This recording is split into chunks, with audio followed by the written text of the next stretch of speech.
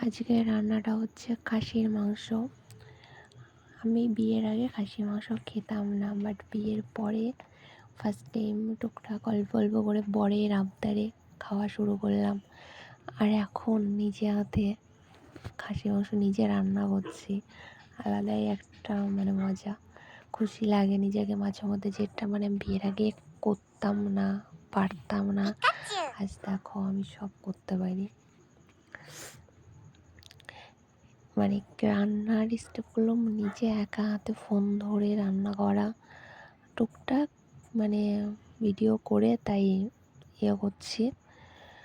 সবগুলো তো আর তুলতে পারিনি, যতটা পেরেছি ততটা ভিডিও করে রেখেছি, ততটাই তোমাদের দেখাচ্ছি আমার রান্না। আর এই দেখো দুপুরবেলা কাঠের উনুনে রান্না করা, খাসির মাংস গ্যাসে রান্না করা অতটা টেস্ট আসে না, কিন্তু যারা যারা এই কাঠের উনুনে রান্না করে তারাই জানে যে কেমন টেস্ট হয়। আর এই মাংস, বিশেষ করে মাংস, খাসির মাংস বলো বা অন্যান্য মাংস বলো, কাঠের উনুনে রান্না করে দেখবে যাদের বাড়িতে আছে, অন্যরকমই টেস্ট হয়। আর আমি সবসময় বেশিরভাগ টাইমেই তরকারিতে এই যে গরম জল দিই, পাশে হাঁড়িতে গরম জল করেছিলাম, তরকারিতে দেওয়ার পরেই ওটা চাল দিয়েছি তারপরে। আর এই দেখো বাইরে কি রোদ্দুর, তার মধ্যে দুপুরবেলা আমি রান্না করছি। মাংসটা কেমন হয়েছে তোমরা জানিও।